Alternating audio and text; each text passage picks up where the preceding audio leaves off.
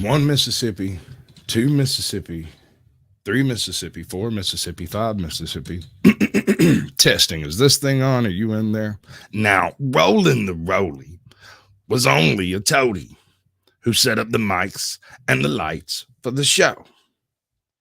And Gertrude the groupie was a rock and roll fan who stood by the stage door in the rains and the snow.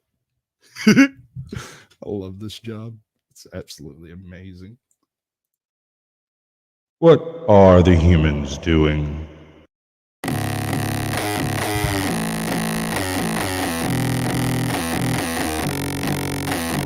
Hands red, knuckles taped black. Pick my gloves up off the mat. Fighting's all I ever had. Wasn't born with tons of gifts. Had to work hard as a kid. Know that everything I did was to catch the other kids. Slowly built that self-esteem. Turned myself to a machine. I'd compete so I'd be seen. I would lose and I'd succeed, but you'd never see me quit. I'd always get after it. Knew I had a different gift. I'd outwork any other kid. Deep within our souls, we can feel there's something empty. We need something more. I feel destiny, she tempts me. Tells me there's two paths, they both have a different ending. Choose wise and you'll find that pain leads to ascending. Till I'm dead and buried deep within a cemetery, I will fight, never weary, I wanna be legendary. Till I'm dead and buried deep within a cemetery, I will fight, never weary, I wanna be legendary.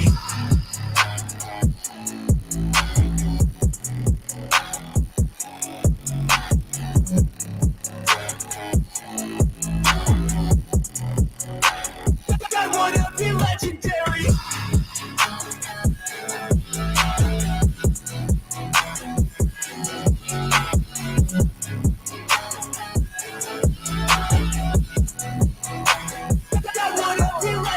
Coming out of the gate, I'll be last place, that's alright. I don't work at a fast pace, I'm a steady horse creeping up, straight passing. And once I pass you, no one's getting past me. I've seen people hit walls and they stop there. I don't get that mind, man, it sounds scared. Good things take time, better prepare, cause anything great takes pain, it's a fair. Take it from me, cause I got to this place where no one can tell me to do anything. I call my own shots, I call my own place. I enjoy my life almost every day, and I can teach you if you listen to me. You follow some rules, don't need gifts to be paid. Persistence is better than brains any day. Just listen to me and I'll show you the way. In our souls, we can feel there's something empty. We need something more. I feel destiny, she tempts me. Tells me there's two paths, they both have a different ending. Choose wise and you'll find that pain leads to ascending. Till I'm dead and buried deep within a cemetery, I will fight, never weary, I wanna be legendary. Till I'm dead and buried deep within a cemetery, I will fight, never weary, I wanna be legendary.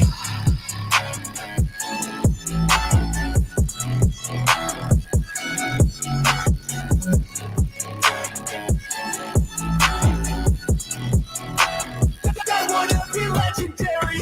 Till I'm dead and buried deep within the cemetery, I will fight, never weary, I wanna be legendary. Good evening, ladies and gentlemen. I'm going to let Ajot start this one off. Ha ha.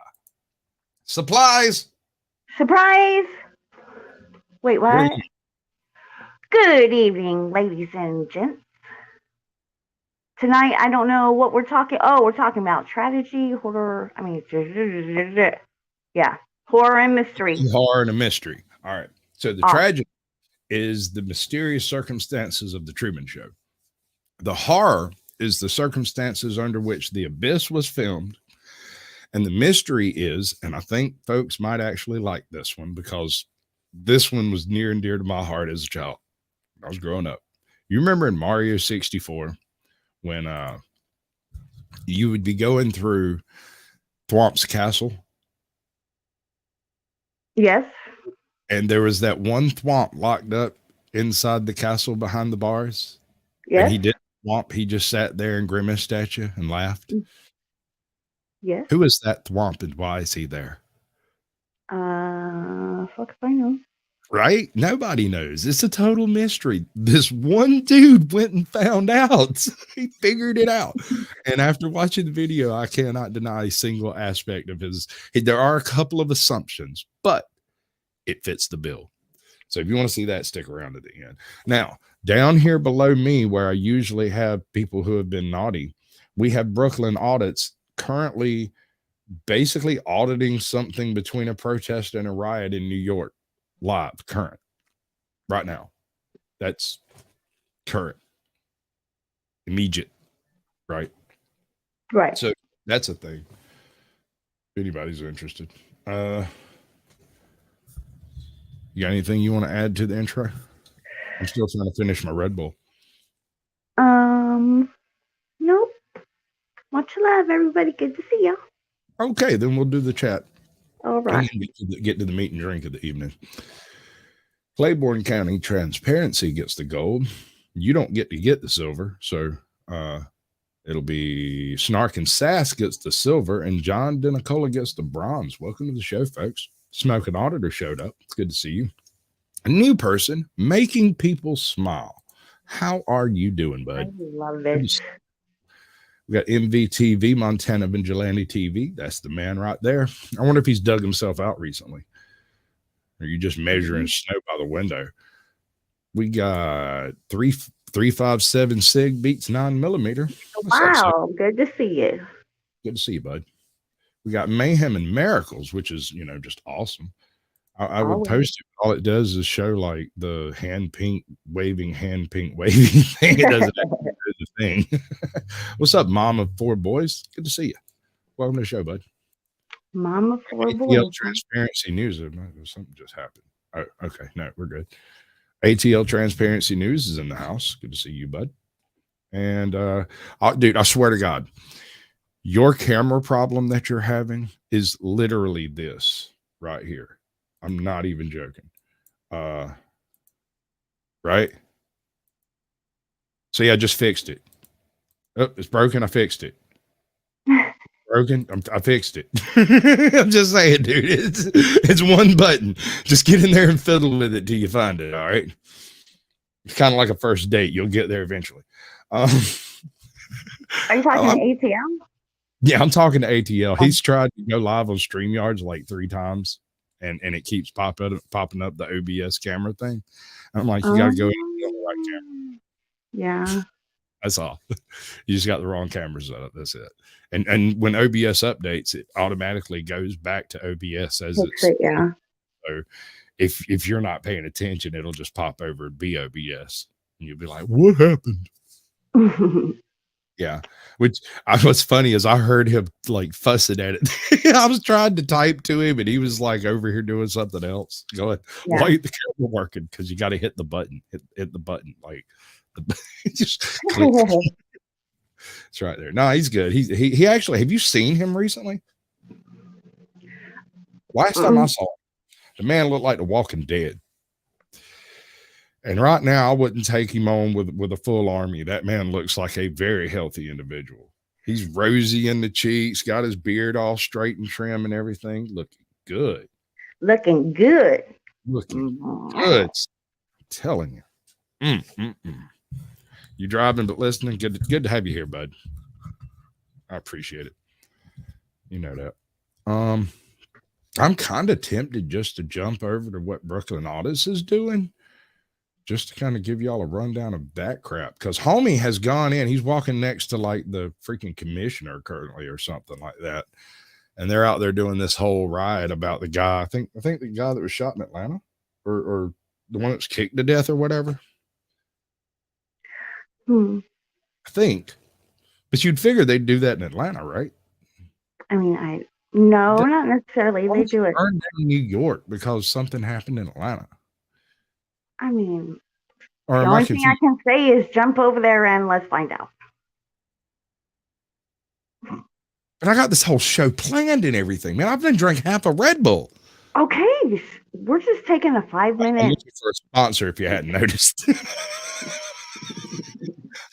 Red Bull. If Red Bull sponsored me, there'd be a lot more shows. 357 says Memphis. Memphis? Oh, that's bad. Memphis is tough neighborhood anyway. If you've never been to Memphis, good. Because great monkeys, man. So on the way back from Texas with my El Camino, it wasn't Memphis. It was right outside of Memphis. And we pulled off to get some gas. We pull up to this the convenience store. And a guy comes out and is like, hey, we ain't got no gas. I'm like, okay. So we go across the street to the other convenience store, and that guy comes out, which has gas pumps. Both of these places have gas pumps out front. He comes out and is like, oh, we won't have gas till next week. And I'm like, are y'all selling drugs?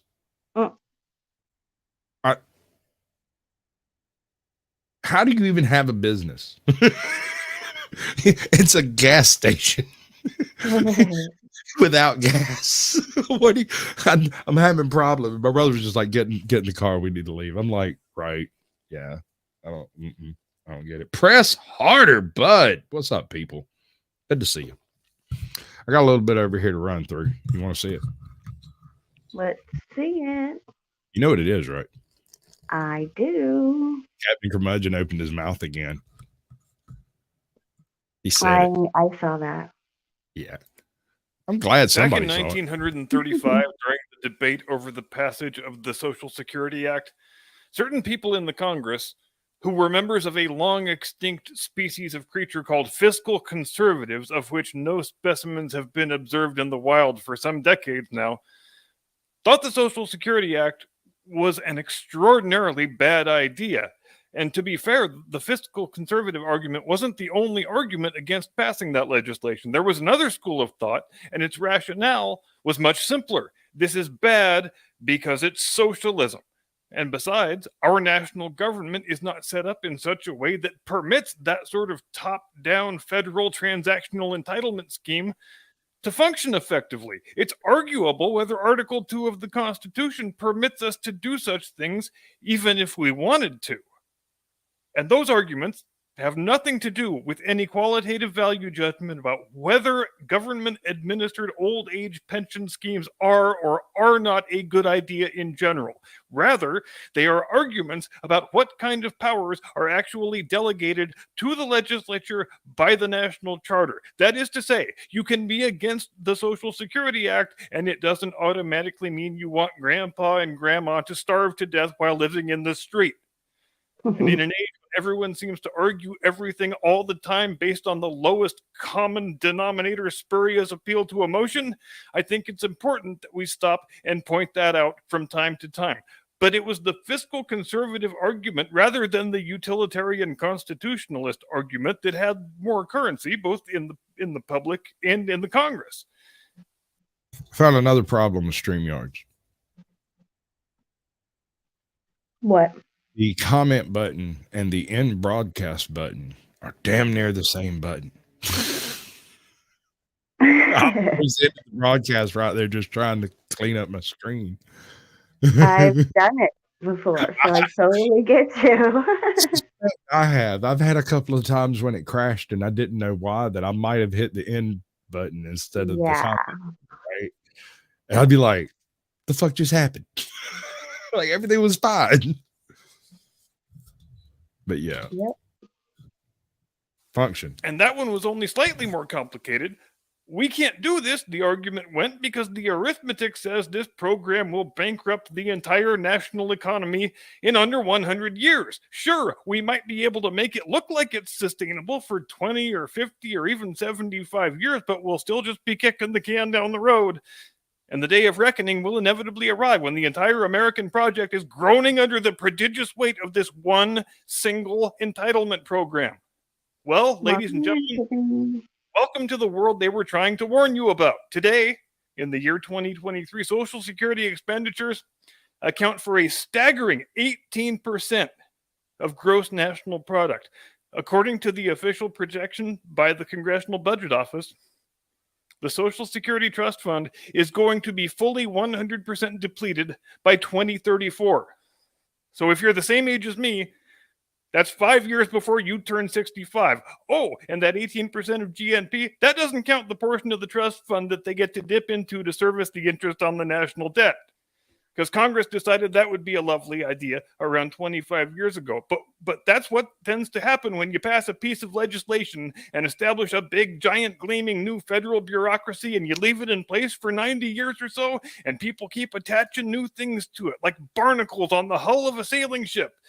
Except these barnacles never get scraped off. These barnacles become part of the structural framework of the vessel. And you look up one day, and you find there are dozens and dozens of different... ATL just went freaking live. Hold on. I want to see what he's doing. What are we doing? What are you doing? No, that's not it. Come on, man. Show it to me. His screen's still black. I'm going to chat. He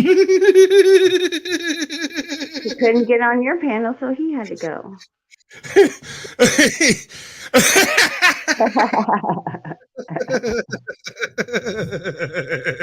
Something wrong with me. Poor guy. Entitlement programs, all being federally administered under the aegis of the Social Security Act. Now, according to that very same CBO projection, there are 4 ways in which that eventuality, the total depletion of the Social Security Fund, 11 years from today, how that could potentially be forestalled. The first would be a drastic reduction in the average lifespan. And I think Tony Fauci has been hard at work on that one. The second is a massive cut in benefits. The third is a drastic increase in the Social Security payroll deduction, which currently stands at 12.5%. And the fourth is a dramatic increase in individual productivity. And if you have ever met a millennial, I think you'll understand why nobody should be holding their breath waiting for that one to materialize. Now, realistically, and let's face it, there's nothing realistic about any of this. It would take a highly improbable, totally unlikely confluence of all 4 of those things happening before I would be willing to contemplate the possibility of ever seeing a Social Security benefit check with my name on it. I have been in the workforce for 35 years now, and I have never for one moment operated under the illusion that I will see 1 dime of Social Security when I turn 65. But you know what? All that money I've had withheld from every paycheck I have ever earned, I would gladly trade. All right. So did that live stream just end, and that's why it's fruiting everything up? I can back up a little bit and it starts working again. That's weird. Are you talking about Brooklyn? Yeah. I think he just ended. I guess. So we'll go back to watch ACL. I see it's still alive. Ooh, that's genius. We'll do exactly that. That's freaking brilliant. You think? Oh. Nice. It's talking. Keep fucking. I'm trying to find you. I got him. He's on screen. All right, we're gonna go with that. We just hold on. Let me fix this. If we're gonna go with that, we gotta fix it, right? So we'll do this. Properties. Built this thing here. We're gonna see this. This is what Snarky Sass was trying to get me to do. She wants me to come in and do like a how-to on just basic YouTubery stuff, right? Right. Is it ATL Audits Tram? What the fuck is his name now? ATL Transparency News. All right.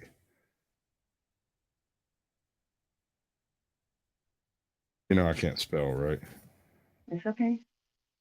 Close enough for government work, right? Isn't that the idea? Ooh, that's a really big name you got there, bud. Yeah, we're gonna do that. That's really weird, but okay. Anyway, let her roll. Every penny of it in return for living in a country whose economy isn't being crushed under the weight of a 90-something-year-old piece of legislation that was always doomed to collapse in on itself like a dying star. And I think, frankly, more people need to come around to that realization. As it is, every generation of Americans seems to say, well, yeah, sure, I know Social Security is unsustainable, and I do really think they should get rid of it just as soon as I finish collecting my benefits. Now, Kevin McCarthy, He's had a pretty encouraging start as the House Speaker. But you know how you can tell it's still going to be business as usual in Washington? The fact that McCarthy wanted to make super duper extra sure the Democrats didn't think he was going to request any cuts to Social Security or Medicare in the upcoming budget negotiations. Should there be public old age pension schemes for working Americans? Sure. And they can be most effectively administered at the state level, just like most other things can.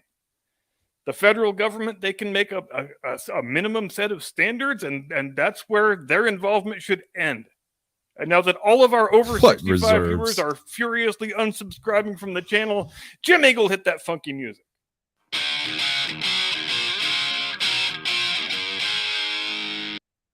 Ba-dum-bum. Right. While the world...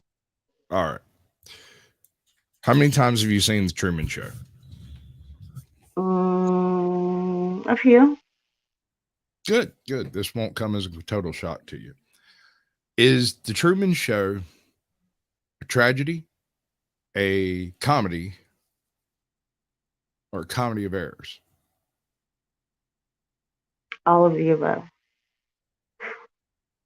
You're not wrong, because it does kind of encompass the full gambit of storytelling. Oh. So yes, you're correct there. But I'm saying at its core, in its middle, right, the creamy nougat of the experience. Tragedy, I guess. I would agree so. You get the implication at the end of the movie that, you know, he rides off into the sunset and lives happily ever after. But consider this. This is a man who has never faced the real world in his entire life. And you're expecting me to believe that he walks off this completely controlled movie set to go stay on an island in Bora Bora when he has a deathly fear of water. He didn't go to Fiji. So the implication is this individual either fails at becoming a person and will be a broken person, basically like an old washed up childhood star. I mean, he may be famous for the rest of his life, but we've seen that doesn't always work out, does it? Correct. Well, what if I were to run this by you? The villains in the movie aren't as obvious as you'd think. We all know that the guy, what's his name, Ed Harris, the character Ed Harris plays, the producer, that he is the big bad in the film, right? Mm-hmm. What if there's someone even more evil in the film that you see as a good character because you haven't thought it through all the way, right? Have I? I don't know. Maybe, maybe not. I'm not trying to judge your ability to judge. Is it a female? Of course it is.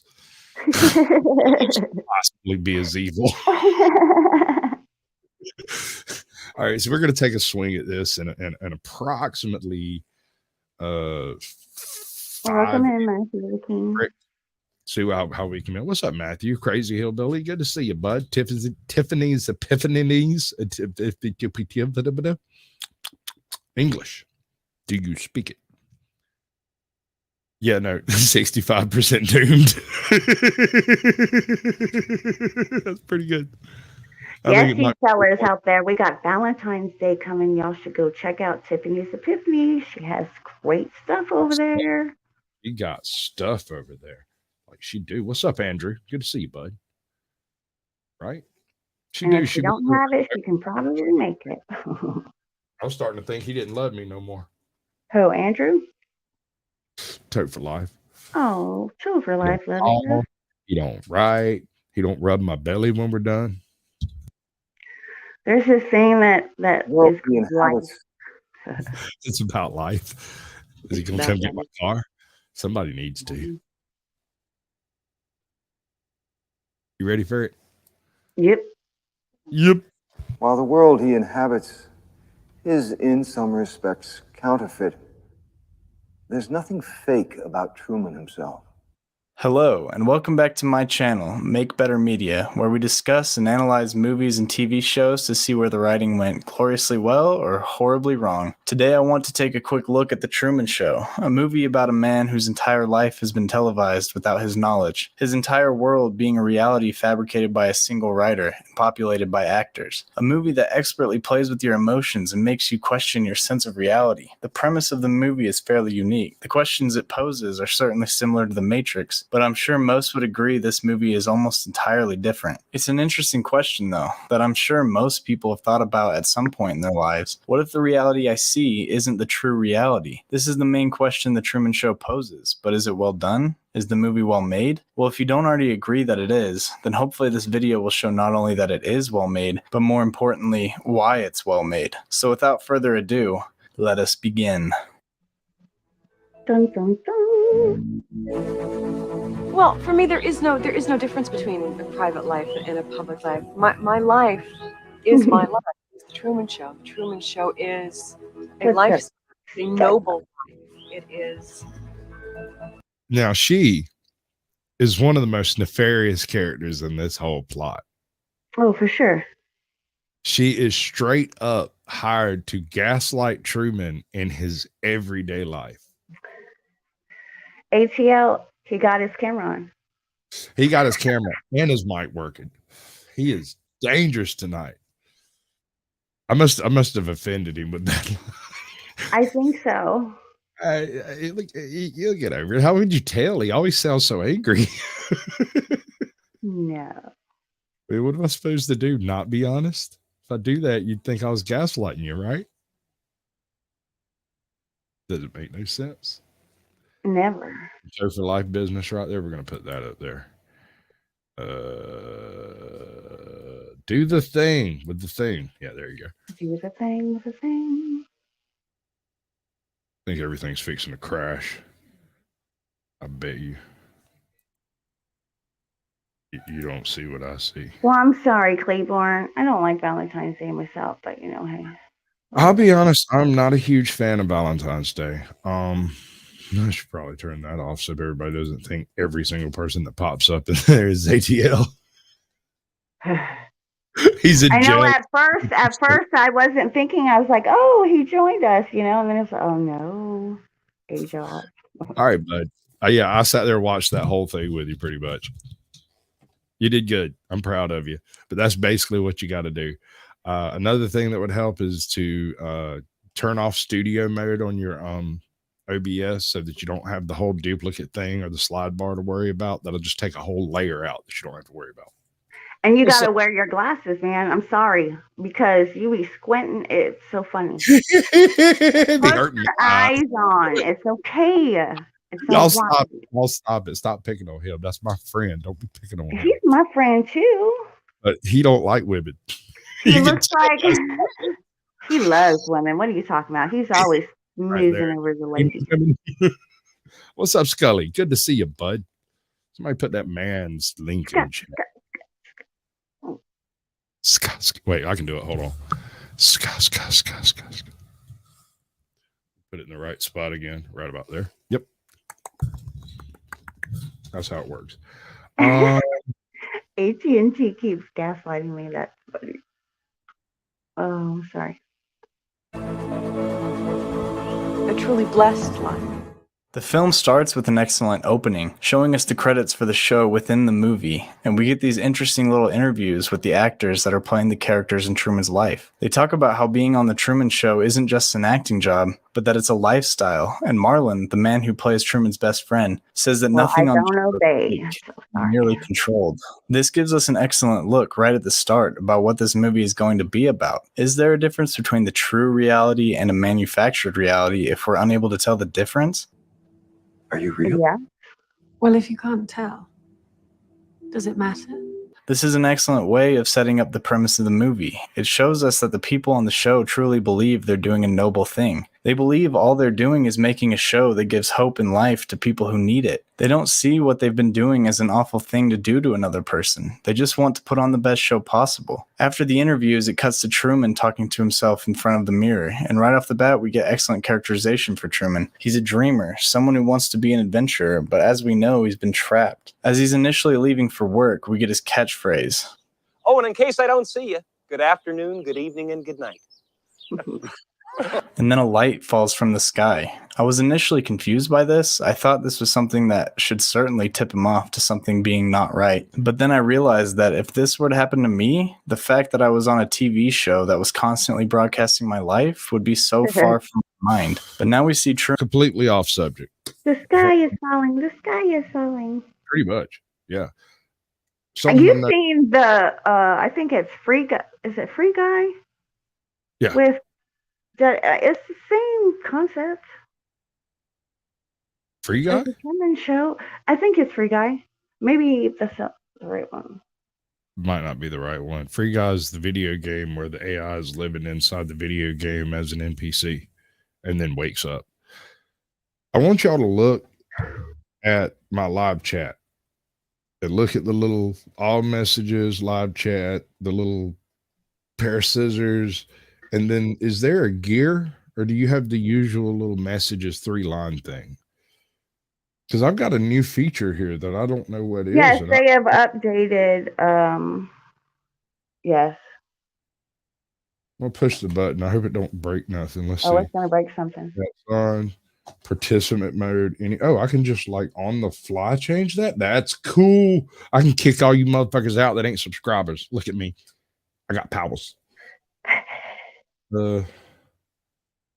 Specific people. Okay, so I could do a private show with specific people permitted to chat and no one else would be able to participate. Yeah.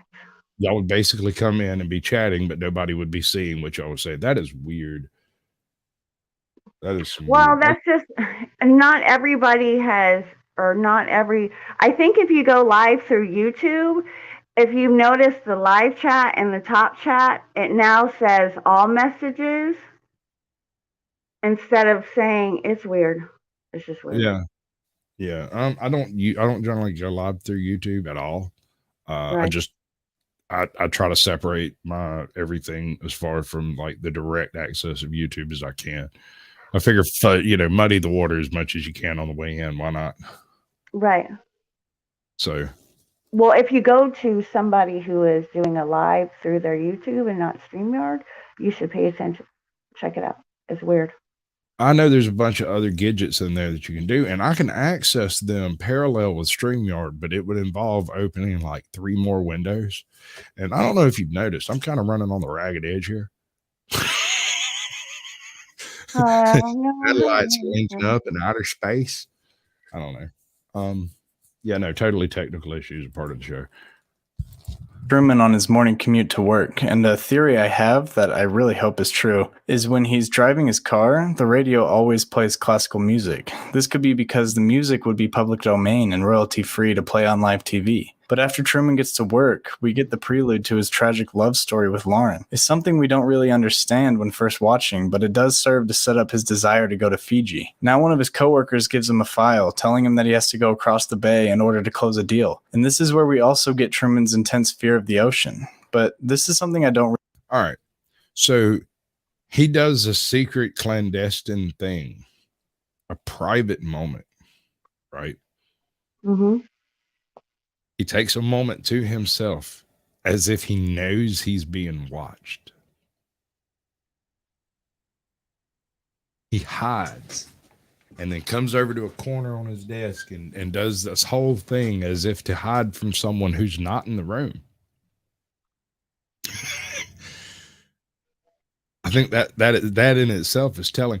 This man has felt his whole life that someone is watching him, and he's right. And he's right. That is an existential horror. If you yes, just think about it. I'm Sasquatch.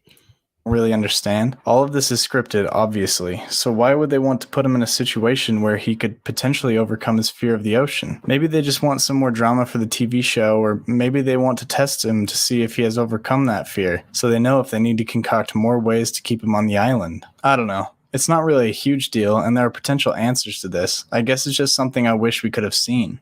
However, the efficiency with which this movie characterizes Truman is honestly incredible, because right after that, we get Truman talking to his best friend, telling him how he wants to leave. He wants to get off the island and go to Fiji. But right after this, we get flashbacks of Truman when he lost his father in a boating accident, something that would obviously be tragic, but to find out that not only was it not real, but to know that it was manufactured, that's something that no human has ever really had to deal with. That's really the beauty of this movie. This premise is something that no one has ever actually gone through, but we can almost all relate to on a fundamental level.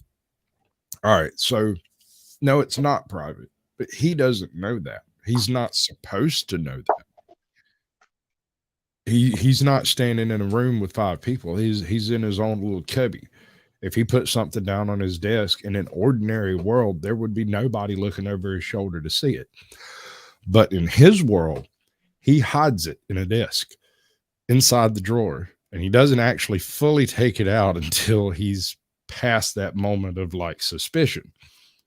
And as soon as he does, and they realize what it is, they send in the file that needs to go across the bay to reinforce the trauma that they inflicted on him as a child. Tragic. Yes. It's a tragedy. Absolutely. Because it's something you can't actually prove isn't happening to you right now. It's an existential fear that pretty much anyone can feel, but we really don't understand the ramifications it would have if that fear turned out to be true. But after his time at the beach, he walks past his father on the street. He sees him and tries to talk to him, but before he can really say anything, people take him away onto a bus. This gets explained as the law enforcement trying to clean up the city of homeless people, but you can see that it certainly sparks something in Truman. It sparks a search for truth. This is when he begins to question the things around him, so he goes and talks to his mother about what happened. But I disagree. He was clearly questioning things around him before that. Wait, are you saying name a Drew Carey movie that sucked? No, he's saying this one sucked.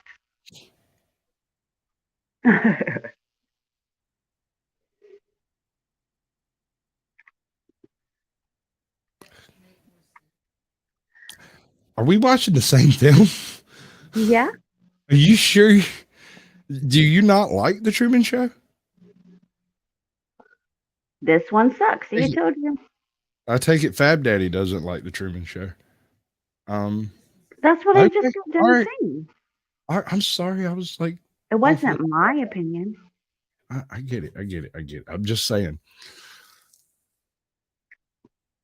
It wasn't one of my fondest ones of him, his, but okay, no, it's not. No, it's not. A great Jim Carrey film, right? You could have put most any major actor or primary YouTuber into that role, and it would have been fine. I mean, think about it. It could have been. Imagine Steve Martin doing Truman. Right? Imagine Sean Connery. Totally different film. Mm-hmm. Could be equally as good. Total trash. You never know. But the casting is as important to the movie as the script and everything else. That's what I was saying about Gomez from the new Wednesday series. I don't fault the gentleman that did Gomez. He did a phenomenal job considering that somebody hamstrung him by casting him as Gomez. Could you imagine Bill Murray in this role? And I don't mean like the young Caddyshack Bill Murray. I mean like the washed up, middle-aged, post Ghostbusters Bill Murray. You know what I mean? Groundhog Day Murray. Maybe even a little after that, and never say that movie's title in my fucking presence. I swear to God, if I have to see that film one more fucking time, I might just unalive the world. I'll change my entire aim to try to just end this planet. It is your birthday. It's my birthday and I'll cry if I want to. Every single year. That's the only thing on. I need to start drinking. And she tells him that she sees his father all the time, implying that it was just a hallucination. I just can't get over the absolute lack of morality these characters have. To put someone through the loss of their father when you know it's a lie. To pretend to be someone's mother, the person you're supposed to trust more than anyone else, and just lie to them for their entire life. It's heartbreaking to watch. But this movie crafts these scenarios so well. It puts them in an almost fun light. It makes it so you don't truly feel just how tragic all of this is. Now we get another flashback. This time it's Truman seeing Lauren, and the scene gives us one of those love at first sight looks. After that, we get a scene of a dance party where he's dancing with Meryl, but he sees Lauren through the crowd, and it's obvious that he wants to talk to her. But after a few seconds, we see Lauren being taken away by people in suits. This is showing us that even Truman's relationship with his now wife is something that was manufactured, forced down a path that Truman didn't want to take. Then it cuts to Truman being in a college library where he runs into Lauren again. And the fact that she's here and so close to Truman definitely makes it seem like she snuck onto the set. She's also wearing a pin that says, "How's it going to end?" This shows us that she truly cares for Truman and she wants him to know the truth. This is the only person ever in Truman's life that has genuinely cared for him, and she's ripped away because of that fact. But there's another tragic layer here that he doesn't touch on. Why does she want to tell him the truth? It's not for any particular love of Truman. It's because she wants to tell him the truth the same way vegans want to release cows.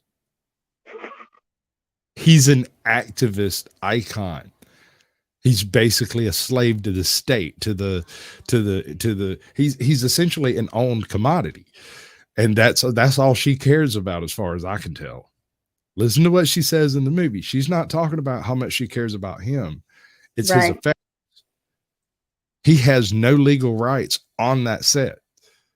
If he can get off that set, he becomes a whole and true person, but incapable of surviving in real life. He has no job, has no real marketable skills short of being Truman, which might be enough. But it, like I said before, it hasn't worked out well for other famous people in similar situations.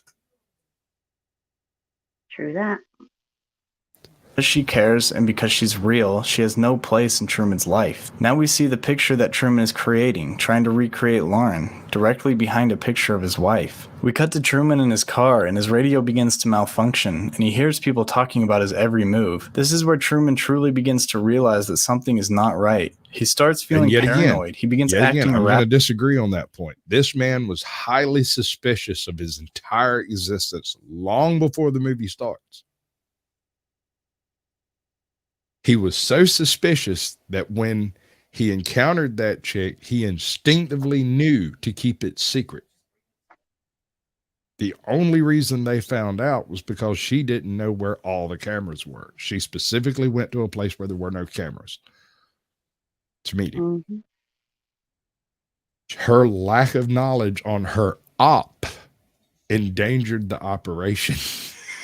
Yes. So I cannot make her a good guy in my mind. There is nothing good about what she's doing except for the liberation of a human soul. But as a caged tiger that has been caged his whole life, truly liberated when turned loose in the Indian veldt, or does he just become on the menu? He has none of the skills necessary to survive out there in the wild. Or does he? He doesn't. A tiger that has been caged his whole life, that has not learned to hunt, that has not learned to scent prey, that doesn't know how to track, will immediately turn to eating garbage and people. It's been done. And that's what happens. I might be overthinking it, but that's the whole point of these deep dive YouTube videos, is to specifically overthink a specific. That's the whole purpose. And you can ask Ajot. I'm like this when I'm backstage watching movies.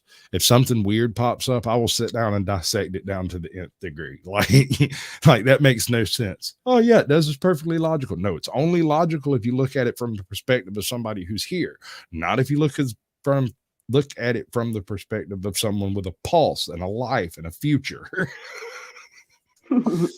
You know what I mean? If you just follow the logic, it doesn't work. Radically, like he's trying to find cracks in the world around him. He finds an elevator with nothing behind the door, just people who look like they're on a set. But even now, he doesn't realize that his life is fake, because, I mean, why would he? I don't think even if all this happened to anyone, except the most paranoid of us, that we would fully realize that our entire life was fake. Every relationship we've ever had has been scripted, and every path we've taken was laid before us by a screenwriter. Now we get the sequence where Truman is trying to get into the hospital to see his wife, and we get the hilarious bit of all the ways the showrunners try to organically block his path. Sorry. It's okay. Here, let me help you with that. That's straight up a Sasquatch After move that, right though, there. he goes to a Here, let travel me help you agency with that. to get a ticket to Fiji, and I love all the little hints around Truman trying to discourage him from traveling. There's the poster warning about disease and terrorism, and the poster of the plane getting struck by lightning. It's all just wonderful little details. Now we see where Truman realizes the people around him are pretty much stuck on a loop. And this is where we start to see the beginning of his near psychological breakdown. He traps Meryl in the car. And again, I'm going to disagree. He didn't just notice that it was stuck on a loop. He had adjusted his day to fit the loop. He likes running into the people he runs into when he runs into them, and that's why he goes to those places. There's a lot in common between this movie and Groundhog's Day. There's a lot to be said for the similarities in the duplicity of his life, right? It's like opposite sides of the same coin, I guess.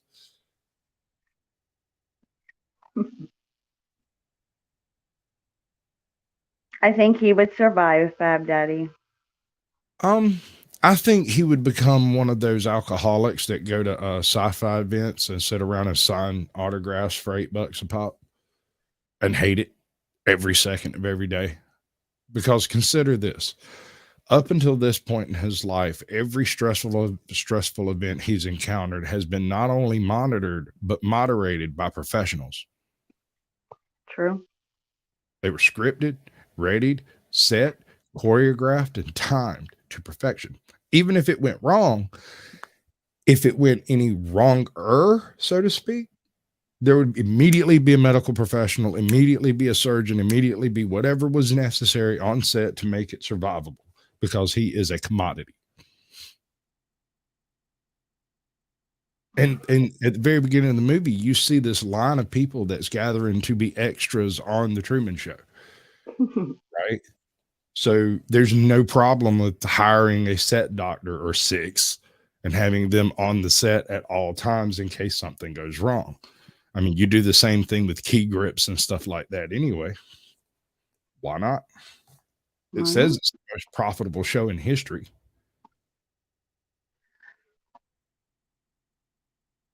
I don't know. Maybe I'm overthinking it.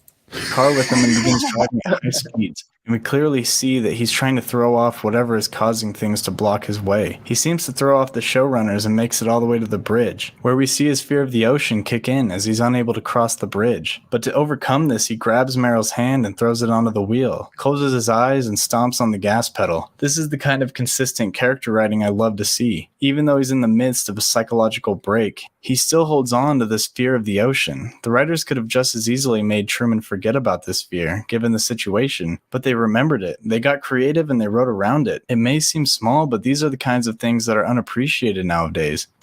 And there's another point of disagreement. The writers didn't write around his fear. It's Izzy Pop. Izzy Tingles. Ooh.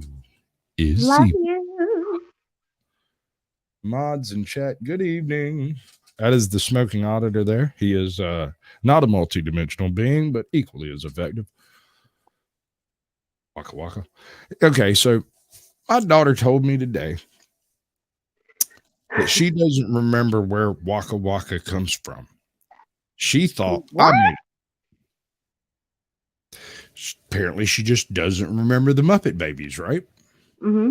Because when Fozzie would tell a bad joke and no one laughed, he would say Waka Waka to let everybody know he just told a joke so they could laugh.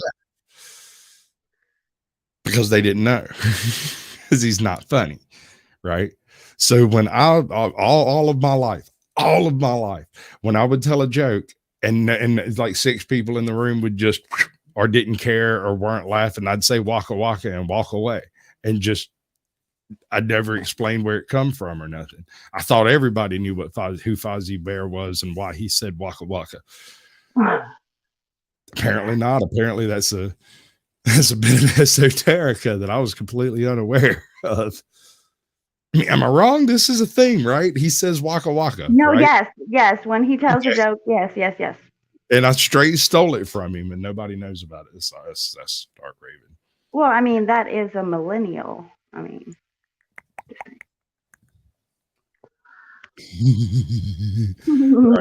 Right. You're right. She is just now 18. And I'm like, you never watched Muppet Baby? She's like, yeah. I was like, no, you haven't. I mean, does she know what Yabba Dabba Doo is?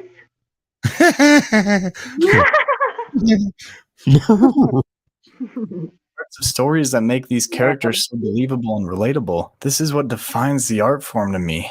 Truman gets taken back home after failing to leave the island, and he begins to get suspicious of Meryl. This is also where we get the part of the movie that always makes me laugh the hardest. Why don't you let me fix you some of this new mococo drink? All natural cocoa beans from the upper slopes of Mountain Nicaragua, no artificial sweeteners. What the hell are you talking about? Who are you talking to? I've tasted other cocos. This is the best. After that, though, Meryl pulls a knife on him, and he grabs her and she yells, "Do something." This clearly tips him off to the fact that she's talking to someone other than him. And I just have to say, the casting of Jim Carrey for this movie could not have been more perfect. He straddles the line between being a tragic character and an almost cartoonish character with flawless precision. I really couldn't imagine how this movie would have turned out had the role gone to anyone else. But now we see one of the hardest parts of the movie for me to watch. Truman is sitting on the end of the pier, talking to his best friend, the person he should always be able to talk to, always be able to trust. He talks to Truman about the times they had growing up together. Then it cuts to the showrunners feeding him the lines. And he tells Truman that he would walk into traffic for him, and that the last thing he would ever do is lie to him. It's so hard to watch because I've had friendships like this, people that I could trust with my life. And if I were to find out that they had been fed lines through the entire relationship, that everything they had ever said to me had been a lie, it would be soul crushing. Now we get an interview with the show's creator and they take calls, and one of those calls is from Lauren. She calls Christoph a liar and a manipulator, but Christoph uses this as an excuse to justify what he's done. He tells her that he's given Truman the ability to lead a normal life, and if Truman was absolutely determined to leave, then he could. But Truman prefers his cell. And this is the line where I really believe the soul of... That is absolute BS. What? He arranged every inch of this individual's life to be like a bad video game that turns you back around to the main map every time you try to get to the edge. Right? Yeah. You remember the bridge? Later, they go and sit at the end of the bridge and drink beer. Yes. Right? Yes. He talks about all the problems he's been having and blah, blah, blah, blah, blah, blah, blah. And the other guy sits there and literally feeds him a line of trash. The whole movie is an existential horror.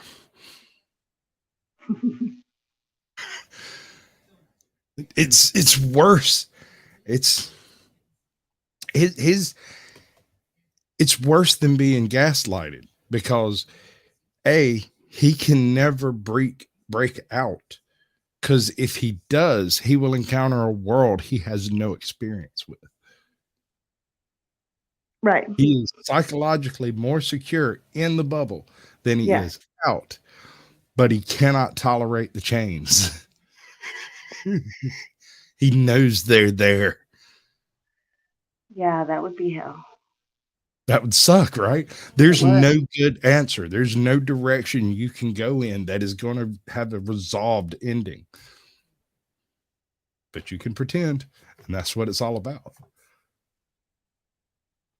The movie comes from. It's a true triumph of the human spirit, where even with a godlike figure that can actually control pretty much all the factors of Truman's life, he is still able to overcome all the obstacles laid before him and still find the truth that he's seeking. It's really beautiful. After the interview, we see Truman go back to his normal life. We see him go through the routine he went through at the start of the movie, but at the end of the day, we see him fall asleep in the basement, and Truman goes missing. He's escaped, and the whole town starts to look for him, but this is where I feel like I need to give the movie least some criticism. Even if they are able to find him, if they find him like this, what is he supposed to think? If I was going to review a Stephen King movie, I would either go with Dolores Claiborne or what's that other one? Gerald's Game.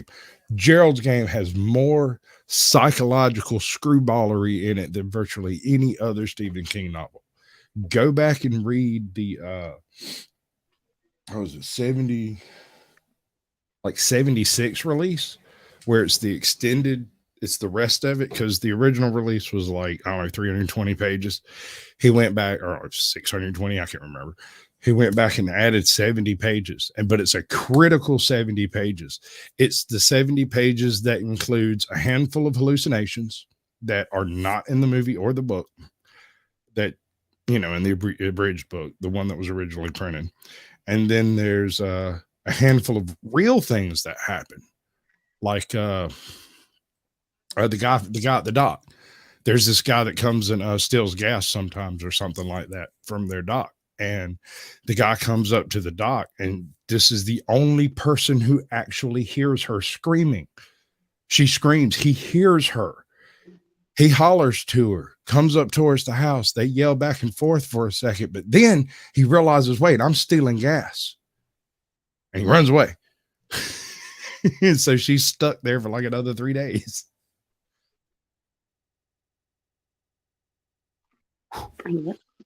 It's a good one. How could they possibly expect to save the show at this point? Now they find Truman out on the ocean, sailing out to sea, but Kristoff still wants to stop him. So they cause a storm to get him to turn back, but Truman is still determined to make it. They go as far as hitting his boat with lightning and causing Truman to fall into the water. And Kristoff gives a line to show that he's willing to let Truman die. Chris, the whole world is watching. We can't let him die in front of a live audience. He was born in front of a live audience. Truman makes it back to the boat, and we get one of my favorite lines from the show. Is that the best you can do? You're gonna have to kill me! To me, this perfectly encapsulates Truman, his pure determination to escape his manufactured life and into the real one. Kristoff said earlier in the interview, we accept the reality we're given, but Truman hasn't done that. He's rejected the fictional reality and has a desperate need to escape it. He wasn't given the option to find the truth, he took it for himself. He didn't want to know the truth, he needed to. After he makes it to the exit, before he leaves, Kristoff talks to him. He tells him that there's no more truth out there than in here, and that nothing bad can happen to him in the world he's created. Kristoff asks him to say something, and instead of giving some grandiose speech or anything like that, he just looks at him and gives him the canned line he's used over and over again.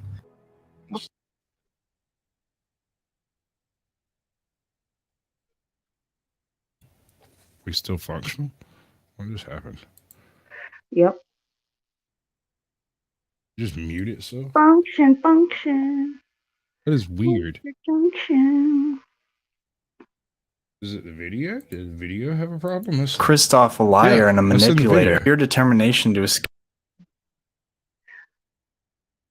There's nothing there. The ending. I think I bet it came back people as realize it's not going to stay that copyrighted. way. This is simply a cleverly disguised tragedy. After realizing that everything Truman has known turned out to be a lie, how could he possibly trust anything ever again? This is what I was talking about earlier when it came to not being able to fully understand the ramifications of something like this. We have no baseline for what will happen to people that go through this. We can only imagine. And when you add on the fact that Truman is the most famous person in the world at this point, I feel he will never be able to discern reality from fabrication. If someone were to just hold the door open for him, he'd have to wonder why. Would it be because they're just polite, or would it be because he's Truman? Or were they told to do that by some scriptwriter? And that paranoia would seep into every facet of his life, his mother, father, wife.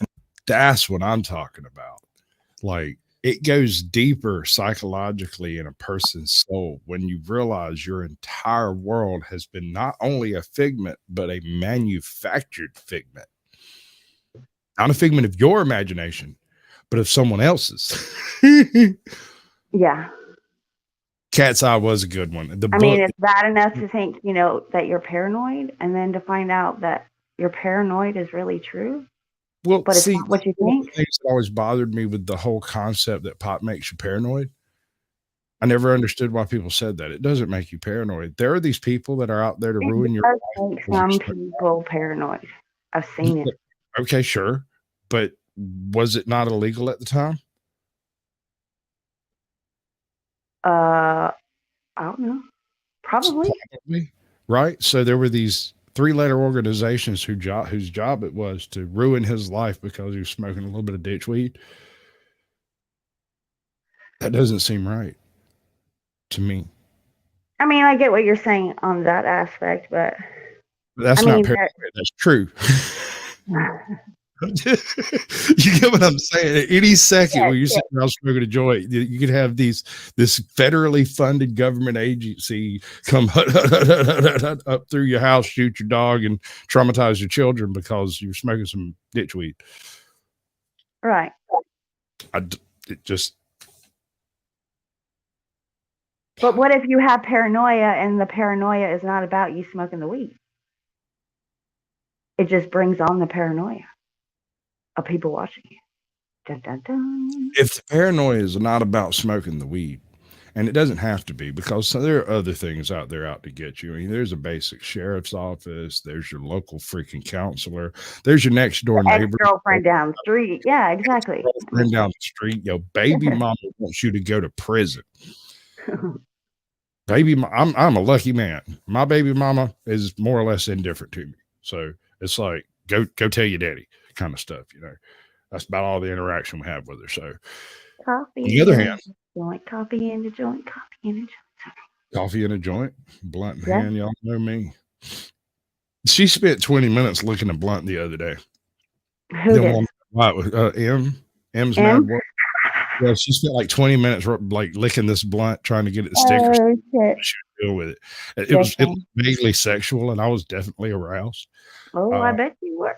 But see, here's the thing: is like when she got done, it wouldn't burn. And I was like, "Well, you spent 20 minutes licking on it, probably." That's funny. Yeah, I'm terrible. I'm a terrible person. No. All right, let's wrap this up. And best friend were all manufactured relationships. How would he get close to anyone without wondering whether or not they'd been fed lines from someone else? And now this is where I want to talk about Truman as a character. The very first lines we get from Truman is him pretending to be an adventurer, a nearly 30-year-old man still hanging on to his childhood fantasy of going out and exploring the world. This opening scene with Truman tells us so much of what we need to know about him, and it does so in a perfectly natural way. It's just a man getting ready for work, pretending to be a mountaineer in the mirror, but it's really so much more. It's his one real desire to escape his normal life and explore the world. It's just wonderful. But as the movie goes on, we start to see things be less whimsical, less cartoony. Starts to become darker. It begins with the flashbacks of his father drowning. Then he actually sees his father, and his own mother lies to him. Then we get the flashbacks of Lauren, and we see that he isn't truly happy in the marriage he has now. And to me, the awfulness of the situation truly sets in when his best friend is shown to be feeding him canned lines straight from Christoph. This movie takes a person that I'm sure most people can relate to and feel empathy towards, puts him in a situation that could have been conceived by a Nazi psychologist, and it presses him just hard enough for cracks to start forming, but it never breaks him. Through all of it, he holds on to his desire to escape his cage and see the truth that comes with breaking out. Now I want to get back to the scene where Truman is sailing out to sea, because honestly, I'll never truly be done talking about it. His search for knowledge has allowed him to conquer his fear of the ocean and achieve his goal of making it off the island. We know he has very strong suspicions that something is wrong with the island and his life, but he still doesn't know exactly what it is. This is another part of the movie where I feel like there was a real genius behind it. As Truman Okay, so he doesn't know, but at the same time, he actively hides aspect of his private life that he wishes to keep private.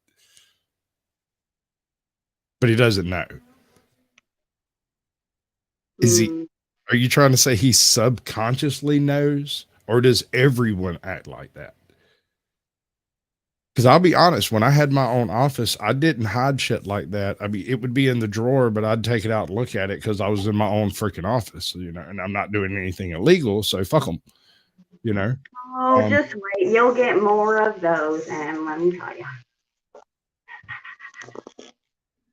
Oh yeah, no. See, I was done drinking when I showed up on their channel, right?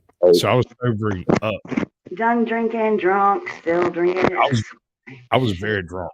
That's true. That was a drunken squatch moment. That's true. Me and Samuel had it out for a minute. It was great or mediocre.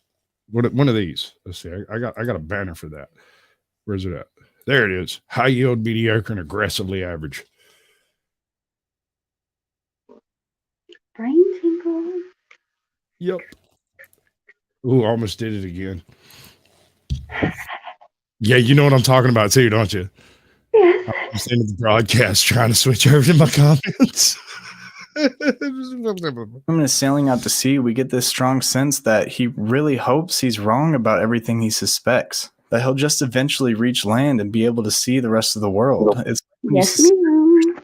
the other of cheating on you. You hope you're wrong, but you still need to know the truth. You won't be any better off from knowing the truth. In fact, it will likely make your life worse, at least temporarily. But what I'm saying is Truman won't be any better off from learning the truth either. In fact, his life is about to get much, much harder. But he needs to know. He needs to know if the suspicions he has about his entire life are true. And when he finally crashes into that wall, it's could a be a one-to-one metaphor for metaphor of him addiction. crashing into reality. His hope is that he's wrong about all of this, but him finding the truth is him literally hitting a wall. That's something that really resonates with me, and I feel like it would resonate with many people. And all this is made so much better by the fact that the script is so tightly written. I've thrown a couple minor criticisms at this movie, and I'm sure there are more, like the fact that they have 5,000 cameras, and the night Truman escapes, they have 2 people watching them. It's a little silly.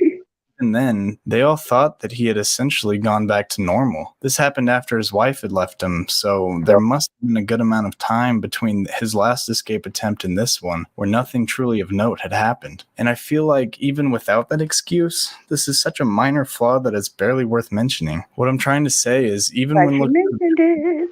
it holds No, up no. extremely well to It's such a minor flaw that it's barely worth mentioning, except for the fact that this is an individual who all but drove off the cliff trying to leave, but suddenly he's gone back to normal.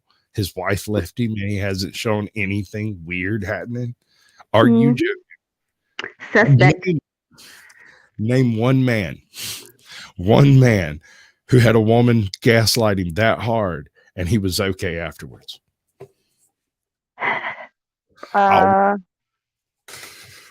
We'll wait. We will wait. Y'all can email me that story and we'll do a show on that one. We will. Yes, sir. Yes, ma'am. As the case may be. Suspect as hell. scrutiny. That's why saying stuff like this Every single movie will fall apart when you start picking it apart objectively. seems so strange to me because no, I don't believe every movie will fall apart when looked at objectively. It might be true that every movie has flaws when looked at objectively, but even then I couldn't be certain because I haven't critically analyzed every single movie in existence. However, a movie having objective flaws is not the same as it falling apart. That's a truly ridiculous statement and an insult to writers that actually Agreed. take their scripts to ensure that they're internally sound and he's on consistent as point here. possible. Maybe it's true that no story will ever be perfect, but the effort to make it as close as possible should always be appreciated. Now, with all that out of the way, I'll say this. This movie is a bona fide masterpiece. The writing is absolutely top-notch. Dialogue never feels out of place or unnatural. I never noticed any editing mistakes, and the acting All right, is I have phenomenal. an exception to that. Dialogue feels very unnatural unless it's Jim Carrey. Jim Carrey fills a natural role here. It works. If that wasn't Jim Carrey and they were saying and doing the things that Jim Carrey does in this film, it would be very strange. Right? Yes. I mean, could you imagine what's Alan Tudyk? The guy who played I think he played Chappie and he played I'm a Leaf on the Wind, Watch How I Soar, the pilot from Firefly. Right? I don't think that's my error, but yeah, sure. He's a very famous actor. He's more known in like motion capture and voice work, right? So he's in a bunch of stuff you had no idea he was in. And if you were to put him in this role, it would be an entirely different movie. Right? Yes. Because what makes this movie, the thing that I think Fab Daddy doesn't like about this movie is that it doesn't come across as a classic Jim Carrey movie. It's not a classic comedy because it's not really a comedy.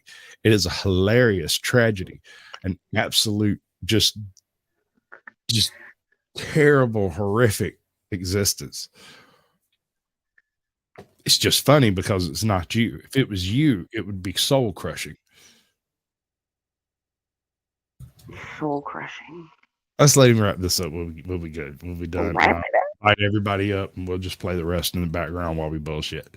Harris is fantastic. Laura Linney and Noah Emmerich do a stand-up job, but Jim Carrey, my God, the fact that he wasn't even nominated for an Oscar for this movie is a crime. He goes from a goofy No, I to disagree. a man wallowing in sadness over the death of his father, to someone having a nervous breakdown and essentially holding his wife hostage, back to a goofy guy, and then to a man who's finally broken free of his proverbial chains, all without missing a single beat. I said before, I couldn't imagine this role being played by anyone else, and I really believe that Jim Carrey becomes Truman, and it's magnificent to see. So if you've made it this far in the video and you haven't seen this movie yet, do it now. I promise you won't be disappointed. Even with everything mostly spoiled for you, it doesn't matter. This is a movie you could watch 10 times in a row and still find new stuff to appreciate and adore. I don't really like giving numbers to movies because it's really hard to stay consistent with them, but I know people appreciate them, so I would give this movie a 9 out of 10 easily. Everything is just so damn... Being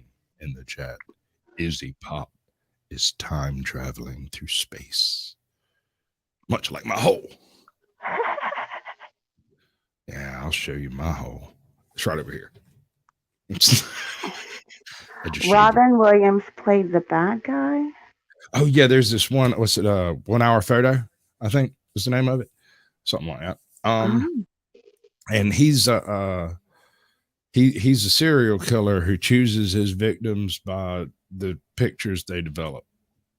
If I remember correctly, that one wasn't rented very often. Oh, yeah. I remember. Is that it? I think that's it. I think I'm right. I might be wrong. Sasquatch memory isn't absolutely infallible. Oh God, it's horrible. Absolutely horrible. Well, I mean, it was horrible because it was a Robin Williams movie that was absolutely not a Robin Williams movie. Robin Williams. Oh, you mean like this? Never mind. No, never mind. Jim Carrey movie that really wasn't a Jim Carrey He's movie? filming on the guy. Not a Jim Carrey film? Yeah.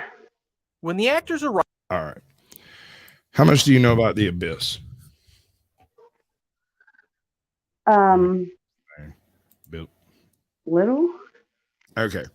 So when James Cameron decided to film The Abyss, he pitched it to several different filming houses, and they all just shot it right down because the number of technical difficulties involved in attempting to do live action filming underwater with lights in filtered water, having to heat the water, simply sourcing that much water in California is impressive. And then all of the crap you've got to do to manage it.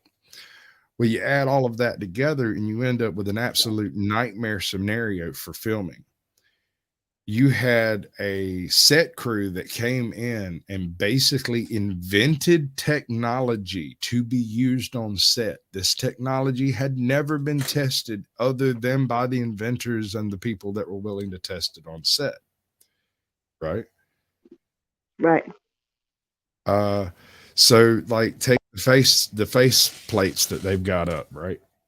Those things, that large of a face plate had never been, how you doing, darling? Had never been utilized like actually on a live action show like this underwater. Typically, the way those types of things worked is you would pop it on, blow some air in the side of it and get a good breath, and then go under and do your scene. And then pop back up and blow air inside and pop it back off and spend 20 minutes just waiting around. Can I see a little something, Fab Daddy?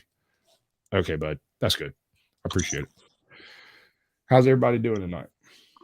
Great. So one of the nightmare parts about filming The Abyss is there's a lot of miniatures involved, but that doesn't matter until after you get the live action component of it filmed, right? So you have to take Ed Harris and put him in a suit and drown his ass. And then bring in the miniature to do the flyaway look from the sub, right? So you can't even try to build the miniature set until after you have the live action bits. There's a scene in the movie where Ed Harris is breathing liquid. They actually drowned his ass. That is an actual compound, tetrachloro something or other. And it's What?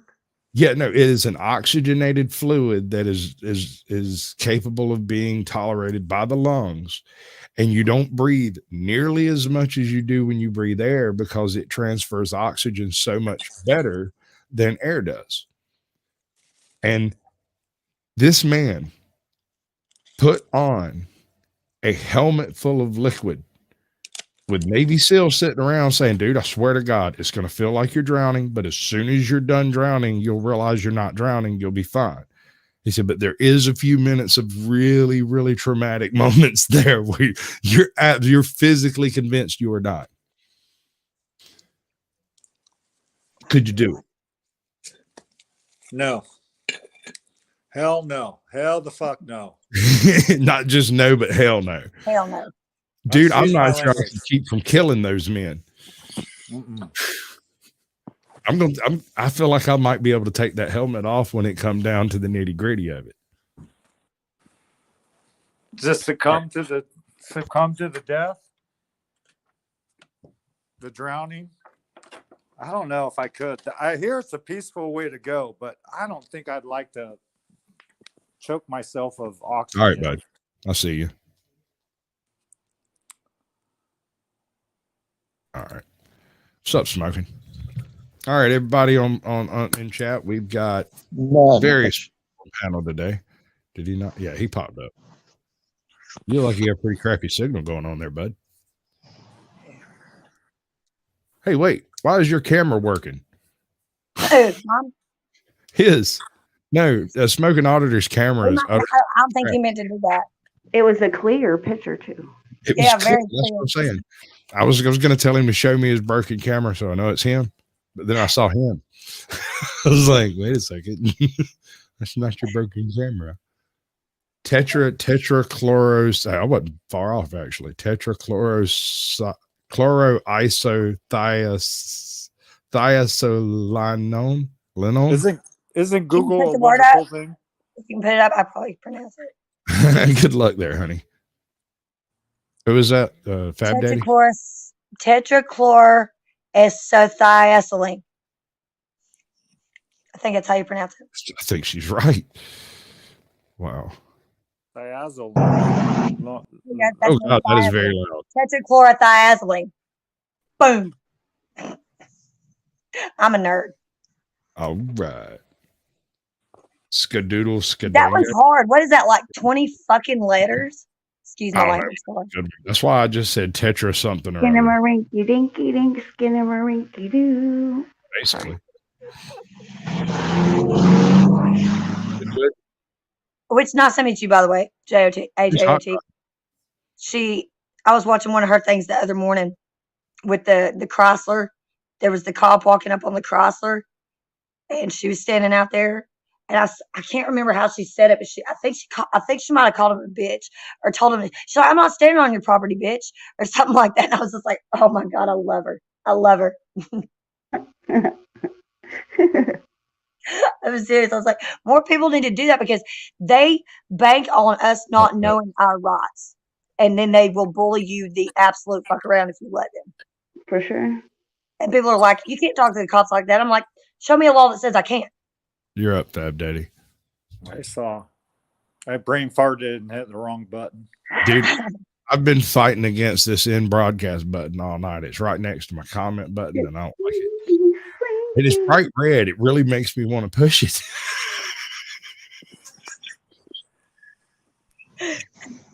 Well, you play video games, so you can't help but hit all the buttons and click on Dude, you're damn right. Let me tell you, when I got my job at the pipe plant, when I went through the factory the first time, every line on that pipe plant has a big red button hanging from the ceiling by this armored freaking cable, right? And I walked in and I looked at it, and he said, do not touch the button. And I reached over him. swung it. And he's like, you can't stand it, can you? I said, I'm that guy. I'm absolutely that guy. Right. I mean, so the very first chance that somebody needs to push a button, call me. I'll be all over it. I need to push this button. I need to push this button as soon as the first opportunity to push this button takes. So I'm at home and you need this button pushed. You need to call me in so I can come in and push the button for you and we won't have a problem. Izzy, my dear, I'm on top and then M is behind me. I mean, behind me, below me. I can be behind you too if you want me to. There you go. Yeah, Izzy was asking. Well, if we're going that way, I'm guessing I'm the rear. Hey. Dang, bringing up the rear. Bringing up the rear. Why are you not up? I can't get out. Where are you? You are at home, I suppose. Well, I'm just wherever. I'm floating in the ether. It just looks like home. Well, y'all don't know what home looks like for me. I live in a rabbit hole. What are you talking about? That's where all unicorns live. That's where all what? Meat suit on, so y'all don't freak out if I show up like a unicorn. Duh. Oh, I love you. It's like, oh my God, they are real, and then I'll be exposed just like Sasquatch. Think maybe we're thinking of unicorns in different ways. Because my understanding of a unicorn is a chick that lives with a couple and has sex with both of them without causing a problem. Sounds good to me. Unicorn. That's really a unicorn? And are they both hot? If they're both hot, then sign me up. I've never heard of that. Because I can literally do that as long as they don't cause me problems. That's the problem is they're so rare as to be non-existent. Chicks that can wander into a relationship and not cause strife with the relationship. I'm that chick because I don't want to have the attachment to either one of y'all. It doesn't matter. One will always get attached. I don't care what Sure. Always goes wrong. Yes. Mountain Fresh. But that is why I don't do that. Unicorn is mountain fresh. Biggie and Bean is hot to try. Nice. I didn't know that was your saying for Biggie and Bean. Yeah, I just made it up. I was like, what? Player? Who's a player? Well, she does soldering. That's hot. Oh, it is hot. So hot. It's pretty dang warm, I'll tell you that. It's like 450 degrees or so, 500. That's pretty warm. Pretty warm. Oh, I see it. What's this? Right? I don't think my phone's working, is it? I'm gonna pass. No, that's the second time I've heard you. The last time you were complaining about it too. What? What in the hell? Smoking auditors having technical issues. I love robot no chicken. way. I love robot chicken. I like robot chicken. I like the robot chicken Star Wars bit. Back in the day, when you could have those ringback tones, when you would call, I had that as my ringback tone. The whole thing. It would play. I would let it play all the way through too before I'd pick up. I'd make everybody listen to that shit. Robot chicken? Yes. The whole thing. Song Call me and you'd have to listen to that. Yep. My mom was like, what in the hell is that? Your link so I can pin it. Who, my link? No, Biggie and Bean. Oh, she's odd. She can do it. She's a good girl. That's You so can right. do it. You can do it. You can do it, Nikki. All night long. Who told you? What's up, Bean? What's up, Bean? Big So, and big. can you imagine Ooh, this scene here? Do y'all remember it where he slaps her back to life?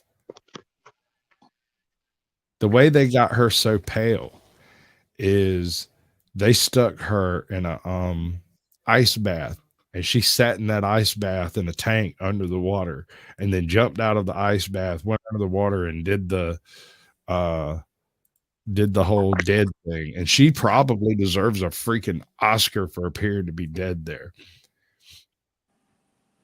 Yeah. just for getting in the water. Oh my gosh. Yeah, they straight up drown a rat on camera. They do it. But the rat doesn't drown. The rat breathes the fluid and it's fine because it's perfectly okay to do that, apparently. But I just don't believe 4 Navy SEALs could make me do it. I think it might take more. You got to equalize the water. pressure. I couldn't do that. I couldn't do that. Equalize Water. the pressure. You don't want to have absolutely have to nitrogen breathe out. bubbles burst out at that Right. depth.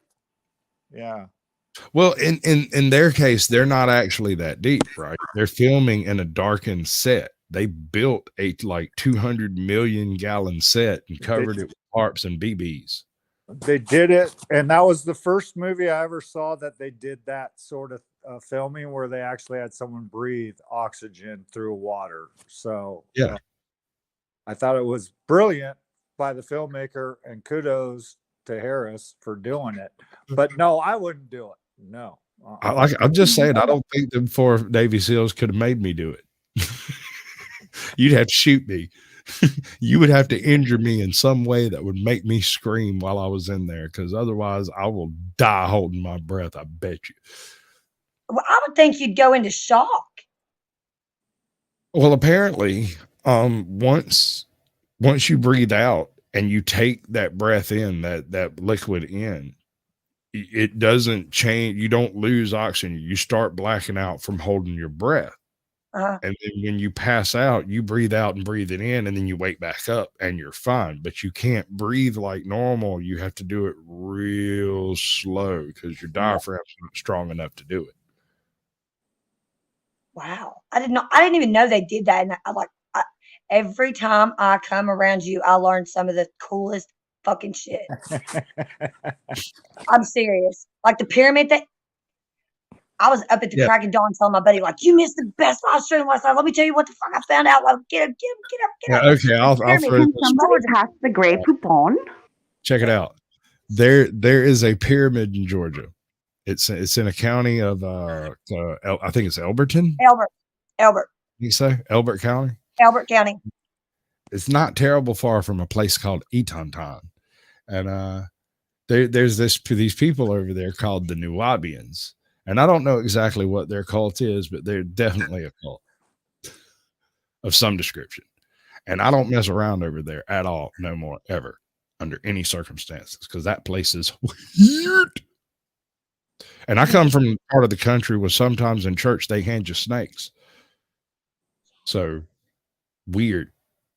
Weird is that for us to say weird, it's weird. It's weird. And I ain't even seen it, but I want to go. You won't take me there? I'm not going there. I'm not going anywhere near that. It's like I'm not going anywhere near there. Absolutely not. Look, man, look. When I delivered windows up there, they escorted me in with freaking weapons. Like 4 men walked at 4 corners of my vehicle all the way down the 1/4-mile driveway to the damn little place over there where they had this little lay down yard. And a whole monstrous troop of folks ran out, and everybody grabbed a piece of window and hauled ass. And then I never really fully stopped. I stopped long enough for them to pick that crap up. They did not untie the ropes. They cut them. They just cut them. They cut them loose so they could grab the windows and get back inside. And then they escorted me back off the property. That's what I was telling my buddy. I was like, they walked his truck down the driveway like no BS. It took me almost 45 minutes to make this delivery because it was at a slow walking speed all the way in, which is over the hill where you can't see none of this from the road, right? And there's this big wooden pyramid over yonder. Like it's not like a big stone pyramid like you'd expect with steps and stuff like that. Have you ever seen Young Sherlock Holmes? I don't think so. Okay. In Young Sherlock Holmes, there is a giant wood pyramid built in the middle of London in one of the big factories downtown, right? Mm-hmm. And it's inside the factory, but it's a full-size 1-to-1 scale replica of the Great Pyramid of Giza in the movie. Right. This thing is maybe, I don't think it's quite 1-to-1. It didn't seem that big, but I guess it might be. I've never seen the Great Pyramid. It's pretty big. first. It's pretty big. It's pretty fucking big. Yeah. Because that's what my homeboy was asking me. He was like, "Well, was it like was it Giza size big?" He was like, "Was it like?" never This?" been I was there. like, "I don't know. I didn't see it." I was like, "But dude did, And I and didn't see it freaked him close. out. And he won't go back." When I I was saw, like, all I saw was like the top little The bit top, of it. the I tip didn't of it. actually see the bottom. I was at the buildings where they take in stuff. I was at the receiving, right? Yeah. And the pyramid was over yonder, but I saw the top, like, You I just don't see the cap, like the cap of it. yeah, it was pretty big though, like really big. I don't know. And it's Like I still said, there. It's still there right now, or do you know? I don't know. I didn't go back. Because that was in like we talked about this last night. It was like about 20-something years ago. Yeah. 2003, 2 maybe. Yeah. I don't know if it's still there or not. Literally, I have not stopped thinking about that since last night. I was like, I wonder if the tires would get on the car. I wonder if I think I can make it there. I know how far away Elbert. I know because I went to the Guidestone, so it's not far from where I am. It wouldn't take me but maybe 3 hours most to get there, and that's me driving carefully and being, I don't even think it'd take that damn long. So I'm dying. Literally, I am dying. I also think about crazy shit like trying to sneak onto the damn Raytheon property here down the road. That would probably get me killed. Huh? Why? Because I want to know what the fuck they're doing there. That they keep checking the water over here by the river, and they got a little sample thing that 2 dudes in a rowboat go across the creek, and it's hidden right behind this big boulder rock, right as you go under the bridge. It's Do an you know overpass. why they hide Uh-huh. things like that? Why? Because crackheads would go and take it apart. It's a caps. It's like a tank that's probably about this size that they collect water in, and then they're sampling the water. But look, this is what's weird about it. On the side of it, it says if you want to look up the website to get the data from the water or whatever, you can call this number, right? And then they don't put the number on there. It says Right. contact, and then the number's not even on there. Right. But what is Raytheon doing why do they need to be pumping so much water out of the French Broad and checking it? Well, if you're going to use water for anything, you should probably check it a lot. Yeah, but it's from the river. Okay, well, you got to get water from somewhere if you're going to be using water. Yeah, but what are they using that much water for? Do you work there? No, but I'm going to You be. own the company? No, it's in my backyard. Okay. Are you sure it's not their backyard? Well, do it's you actually have the any Biltmore Estates. neighbors that work at The Vanderbilts donated a portion of their vast property to them, and they work for their contractor to the defense, the Department of Defense. Yeah, They're working on. I think they're here working on aerospace stuff, honestly. But I live across from that hydroelectric facility too. I'm not a lawyer, and I no way. But you did stay at a Holiday Inn. I'm no way have any advice to give you. Save this. Stay the fuck out from over there. Just don't. Go yeah, over. don't do that. Em. Don't. Hey, Sasquatch, thanks for having me up here. Em, Yes, good sir. seeing you again. I gotta Nice. leave. You have a good one. Yeah. I just want to know what they're. Okay, so they. I understand. I understand. You want to know. Because I've lived here my whole life, and it's weird. Perhaps it's none of your business. I'm just saying. It's private property. Why are you fucking with it? Because that's me.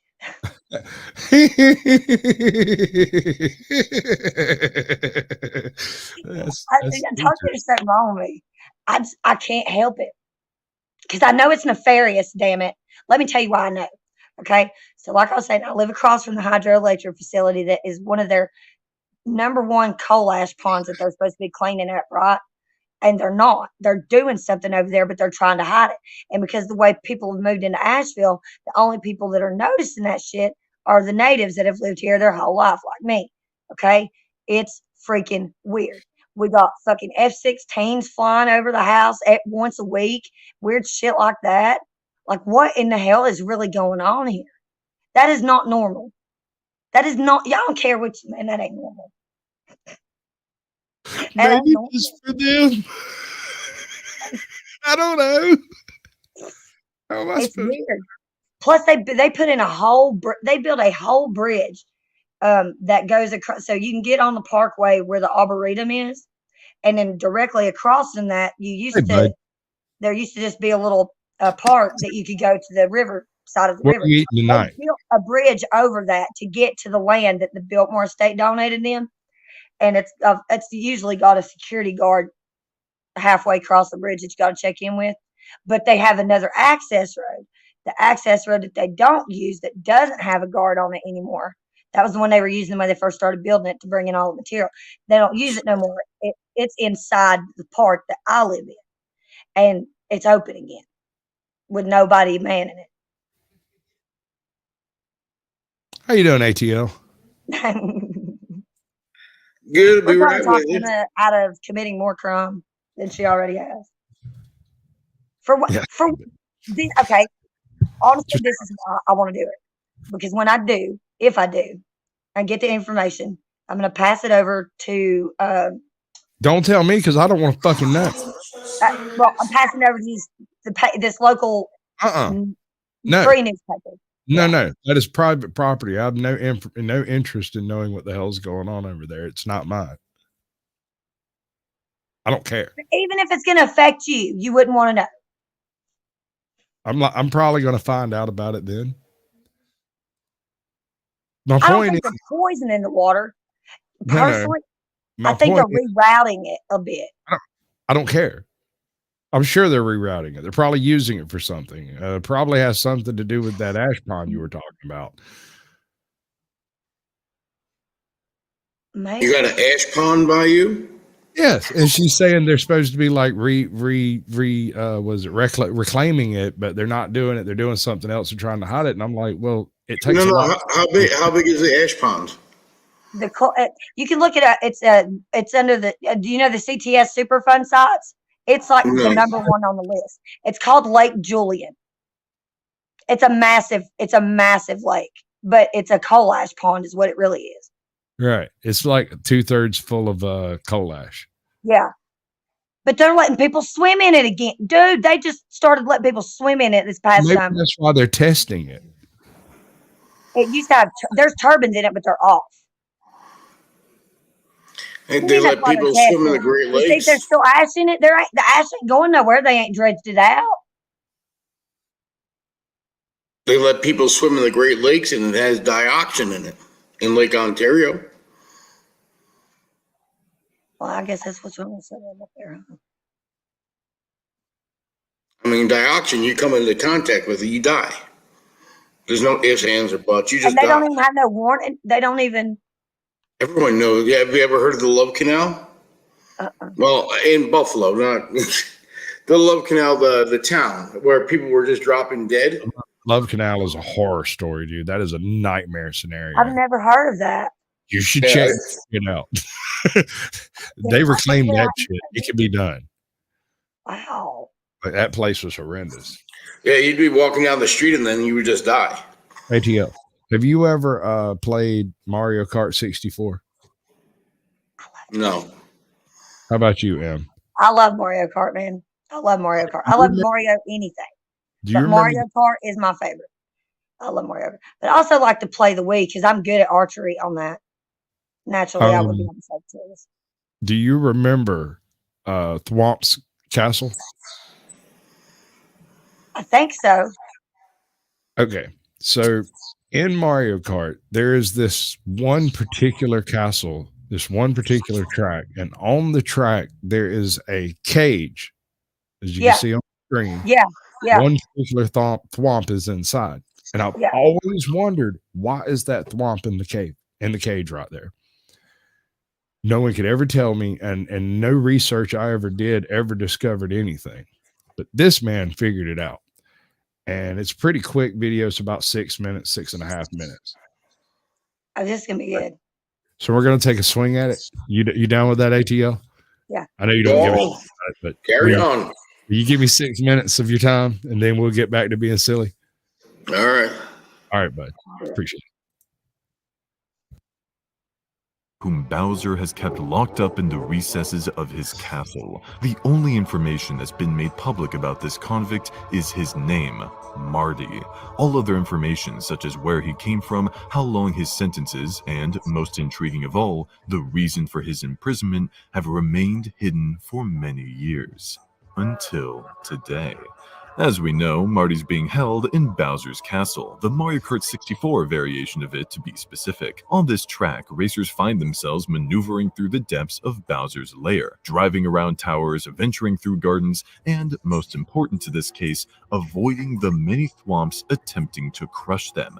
How peculiar. You'd think that if Bowser's goal here was to have his thwomp minions crush any opposition, or even just for funsies, that he would be efficient and use every thwomp at his disposal. And yet, for some reason, he placed Marty here behind bars like a criminal. What could he have possibly done to upset Bowser so much? To figure that out, we need to dive into his past. Oh, Marty isn't an established character in Mario lore? So the fans named him Marty. Okay, well, in that case, let's make the assumption that Mario's met Marty before.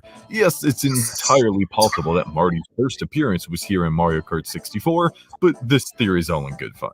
Alright, so to narrow down our possible suspects, let's take a good look at Marty's appearance. We can see here that his design is of the blue cube variety, given he has no spikes on him and rounded edges. Normally, these kinds of thwomps are blue, like the other ones here in Bowser's Castle, for example. So why is it that Marty looks green? You might assume that it's simply because he's a green thwomp. I mean, that's what a lot of fan art suggests, but they're mistaken.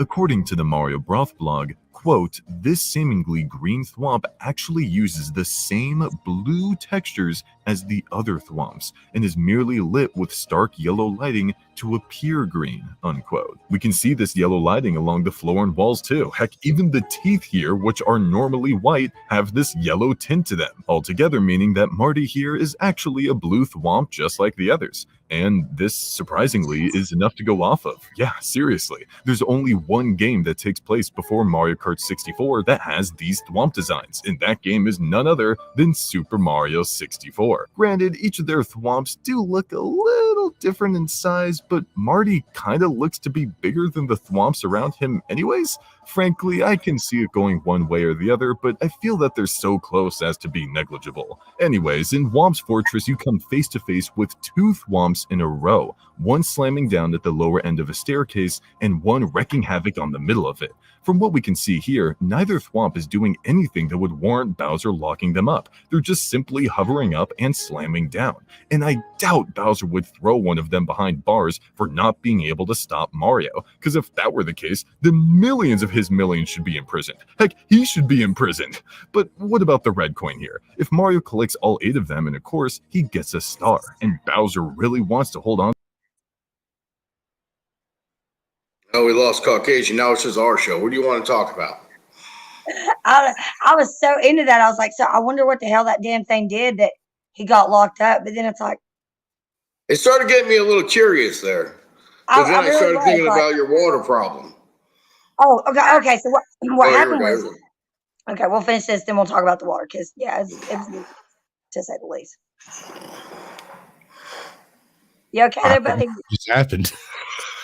Well, you just Yeah, I was just suddenly in my dashboard instead of. get us, okay, I thought you got sucked into a wormhole for a second. I was like, what Well, I happened? do happen to have one handy, but not I today. love that. I gotta get me a green Rose up, allowing Mario to obtain this red coin and, as a result, a power star. Hold up. Except, I can't buy that this thwomp with Bowser really wants to hold on to all the stars in this castle. So I imagine he'd be pretty upset to learn of this thwomp's betrayal as he rose up, allowing Mario to obtain this red coin and, as a result, a power star. Except I can't buy that this thwomp was trying to help Mario. I mean, look at this guy. He's clearly in the position to greatly injure Mario as he's wahooing his way up the staircase. And we don't even know if these thwomps are aware of how important the red coins are to begin with. I mean, Power Stars, absolutely, but red coins? Not so sure. I just can't see Bowser locking a thwomp up unless the betrayal is clear and the stakes are higher than a single red coin. But such an event couldn't have possibly taken place in this game, right? Welcome to Tick Tock Clock. Its fourth mission is called Stomp on the Thwomp, where you need to platform to the top of the clock before coming face to face with the third and final thwomp of the game. Whereas the previous thwomps were directly impeding Mario's progress by repeatedly slamming down in the middle of the path, this thwomp is at the end of the path, out of harm's way. Oh, the conveyor belt? It's nothing to worry about. While it appears to throw Mario into danger, it's actually cycling between rolling forward and backward. And even if it just rolled forward, the platform the thwomp is on is separate from the conveyor belt, so Mario just falls in between them to safety anyways. And there's also the potential for the conveyor belt to be frozen due to stopped time. So if this thwomp's goal is to stop Mario, then he's doing an awful job at it, more so than any thwomp I've ever seen.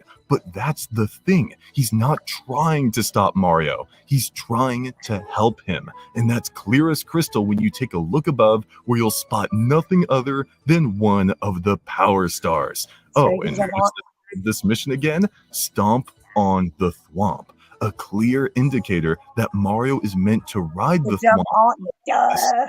Before someone argues that this mission title implies you're hurting the Thwomp as though it's an enemy, the original Japanese name for this mission is Ahem Top Thwomp, which has no such negative implications. The English title here was likely called this simply to rhyme thwomp and stomp. Speaking of our friend here, he stops precisely at the height of the platform, granting Mario easy access to the one thing that Bowser did not want to come into his possession. And thus, this thwomp, no, Marty here, was imprisoned for betraying the crown, forced to be nothing more than a convict in a fun-filled racing course, one that he shuts his eyes to as though he's attempting to ignore this punishment, convinced that he did If he knows it's Mario's fault, his ass is in there.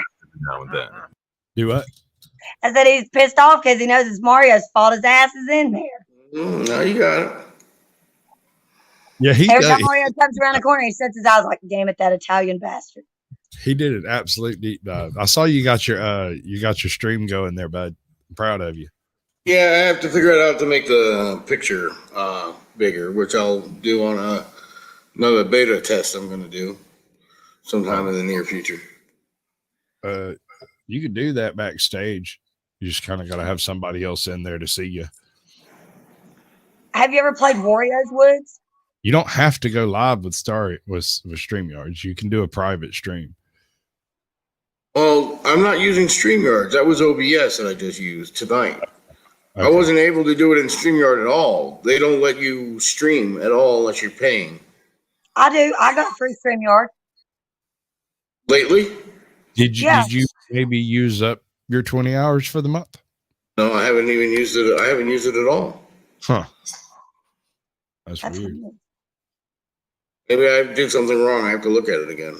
Yeah. Because it even shows that I have the free package, but it doesn't let me do it. Or just start another. So this channel that I've got up right now, this is called Logic. Okay, he's not in Stack. I didn't include his link in the description, but here it is. This is the guy who I was originally going to kind of cast my my channel as, not as him, but in the same vein. So here's what homie did. He put on this suit and he filmed himself in front of a green screen going blah blah blah blah blah blah blah blah blah blah blah blah blah blah blah blah, pretending to talk or whatever. Maybe he did a full video in suit, but then he goes back and dubs over this, him talking, right? You can't tell if he's talking. He's obviously talking and he's speaking and he's doing this thing, but and that's not because I stopped being it over. interested in them. This is one of the channels I check in with occasionally to see if there's any interesting content. But the problem what I'm pointing out is he doesn't dress up in that outfit every week to deliver his monologue. He dressed up in the outfit 2 or 3 times and got good film of him doing whatever at whatever angle and perspective he wanted. Then he goes back and dubs over the vocals and works with the green screen in the background. I can show you how to do that because I was trying to figure out how to do it myself, but I accidentally did a Facebook and I said, screw it after that. That's cool shit. That's way above my. That's layers. That's what I've been saying from day one about YouTube. YouTube is a game of layers. Yeah, clearly. OBS by itself is a game of layers. Every piece that I have is visible on my screen right now is a different layer of visuals that are stacked in such a way so that it looks pleasing to the eye. Yeah. Hashtag free Marty. Damn right. Release that thwomp. He has served his time. And it's long overdue, man. All I did was try to help a poor brother out. He's short, man. Mario's short. He needed that. I've been trying a lot of Italians are short. That's something else, isn't it? Kinda. I know one that's actually really tall, but he was born over here, though, right? Yeah, I think so. Yeah. Yeah. It's kind of like with the Japanese and the Chinese. You know, they're short over there, and then like the next generation. Yeah, the next generation gets tall. Well, it's like my Indian friend. He swears that he has not gotten lighter because he was born in Canada. Then they moved to America. This whole family originally they're from India, from Gujarat, I believe is what it is. No, Surat is where they're from, and so that's like the middle part of India. Anyways, bro has a farmer's tan, okay, because he's been in North Carolina for so long. Then when he goes out in the summertime, he'll get a little bit darker, but you can see that he's got a farmer's tan because he tans and his skin is actually lighter than what he thinks. I laugh at him all the time. I'm like, dude, you're as dark as I am. You don't even realize it.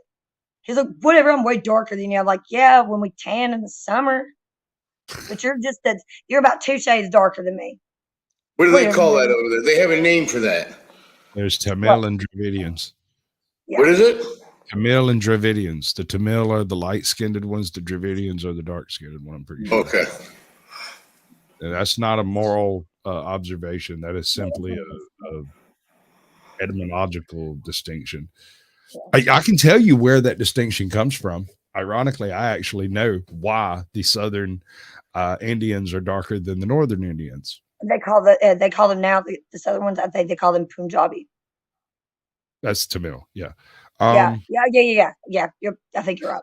So 40,000 years ago, when India was originally inhabited, there was pretty much a ubiquitous dark-skinned race across the continent for the most part. But then I think it was Mount Toba erupted and covered into India in like 4 foot of ash and 3 foot of pumice. Like it shrouded the entire freaking continent in darkness.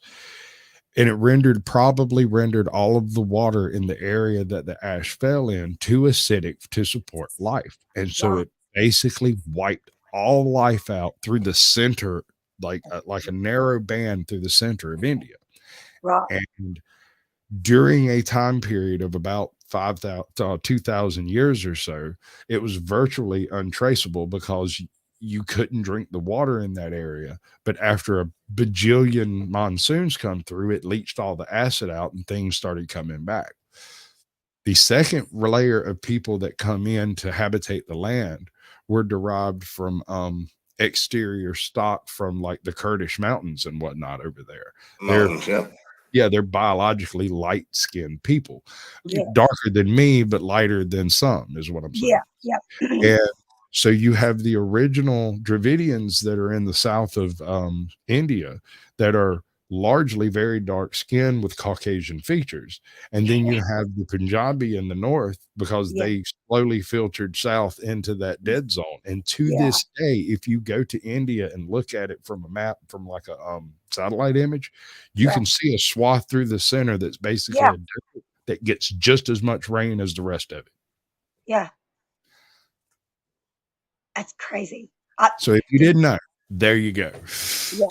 And what's even crazier, obviously, because he was born here, or he was born in Canada, then moved here when he was about 3. So he literally, if you was to just hear him, you wouldn't know that he's Indian. You would think it's just a white dude back there. No, yeah. I was having a conversation about this the other day with Untethered Live last week, and he was talking about how a child born of Asian parents can't learn the English language properly. And I'm like, you are absolutely crazy.